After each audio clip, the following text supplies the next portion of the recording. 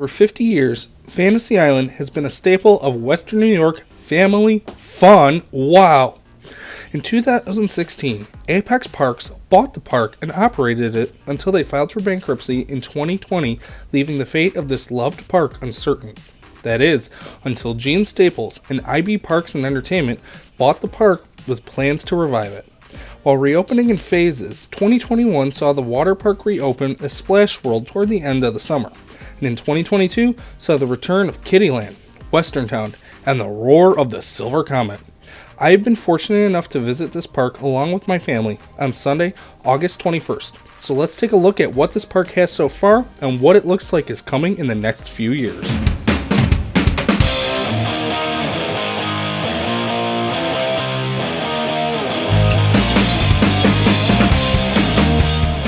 This video will be focusing on the dry park, as we did not have enough time due to an incoming storm to visit Splash World.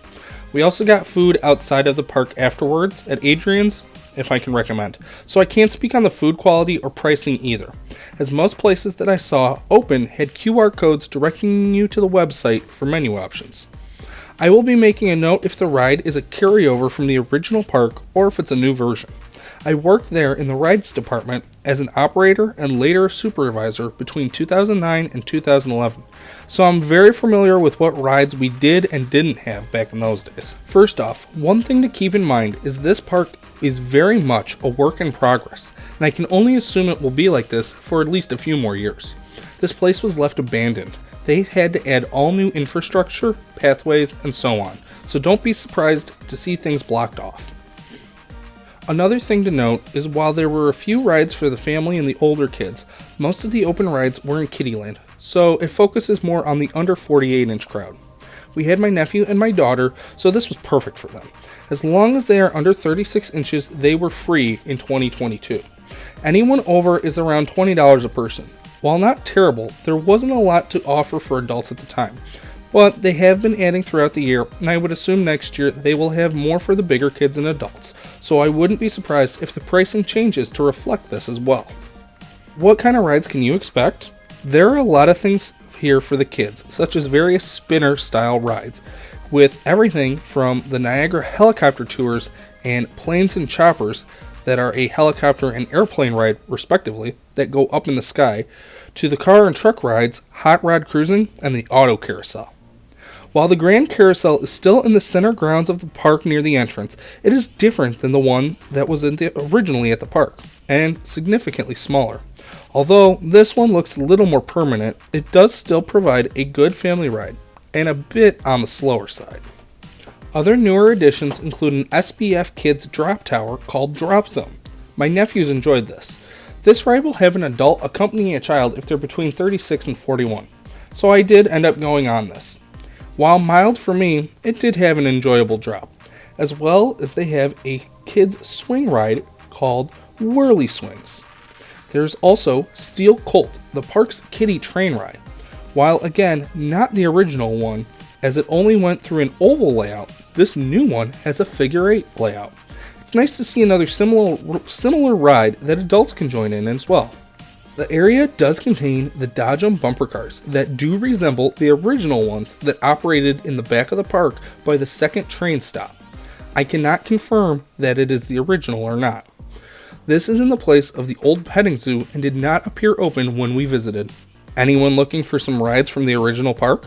There are indeed a few. The Iron Horse train was running and looked as good as ever. While we didn't get on it, and due to what is currently open guest areas, I can only assume it was running in a full circuit loop from the front station and back, as the back of the park is inaccessible to guests as of the time of this recording. Few rides I personally remember working from the old park are still alive in Kittyland. The circus, or the orange car ride with the annoying buzzers in the center of Kittyland, is still there. Although none of those buzzers seem to work nowadays, so the operators these days have it much quieter than back in my day. Ships Ahoy is the old boat ride without the awning and some fresh coat of paint and TLC, as well as the balloons, which I can remember working a majority of my first summer. Riding, honestly, better than when I worked it, and I went along with my nephew and daughter. They loved it. And for those who enjoyed the odd storybook things, they're still here. Although it does appear as if some of them do still need some work. And the mini golf course is still here too. Overall, Kittyland has plenty of things for them to enjoy for many years to come. If Kittyland is an indication of anything, it's just how much money, time, and effort Ivy Parks is putting into making this park the best it possibly can be, and I hope to see this carry over into the other areas of the park. Walking through Western Town, the facades look just the way they did back in the day, and while nothing has been mentioned, it does appear that if they wanted to, the canoes could return. The dock's still there, as well as the lagoon. One new addition in this area is a scrambler ride called Gunslinger. It resides in the spot where the old Yum Yum shop was. If you're asking me, this one's the better of the two between Niagara Amusement Park and Darien Lake, as the day before I rode Darien's. This one has a significantly longer ride cycle, and it felt like it had a bit more whip. Also in this area is where you'll take what was an employee walkway to access Splash World as of the time of this recording. Up the hill is a very empty and much so work-in-progress plaza. In the weeks leading up to our visit, the park was teasing the reopening of the Silver Comet, and on the Thursday prior to our visit, it reopened. And the days in between, so did a new ride, the Amazing Flying Machine, a set of flying scooters. This ride is fun and enjoyable. One downside, and a very minimal one if that, is that it's a traveling model, so the vehicles were very high off the ground. The park didn't have metal steps to help assist in getting on and off, and I appreciate that. It seems as if they've built permanent structures and platforms around many of the rides, so hopefully by next year, this one will have a true platform closer to the ride vehicles, and that these steps were just a temporary solution. The main draw for this area is still, as it always has been, the Silver Comet roller coaster. While I'm not going to get in depth about it, and I have a full review on the channel, I'll leave a link in the description. The short of it, it still runs very well, and you definitely tell they are still learning this ride as it had just opened a couple of days prior, but it was running just as good as I can remember. That's another thing to note. You can definitely tell they are still learning things at this park as they keep adding rides. You noticed a lot of operators and what I would assume supervisors shuffling between rides due to not everyone knowing how to run them all. One other thing to note is the gift shop was open, and I did peek into it, and it looks like it has a lot of generic merchandise with the Niagara Amusement Park logo on it. I didn't even think the shop was open as the lights were off, and I barely even noticed the employee sitting there.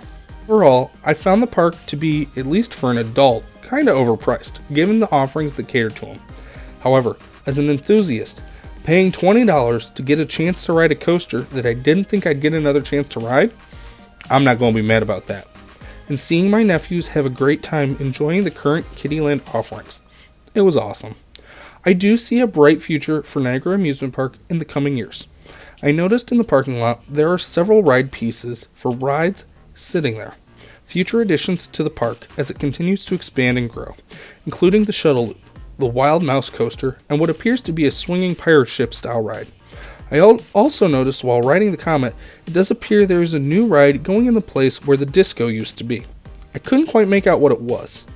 Also, the Ferris wheel is still located in its same spot by the back of the park by the thruway, which I hope will get a new lighting package as well as reopen in the future.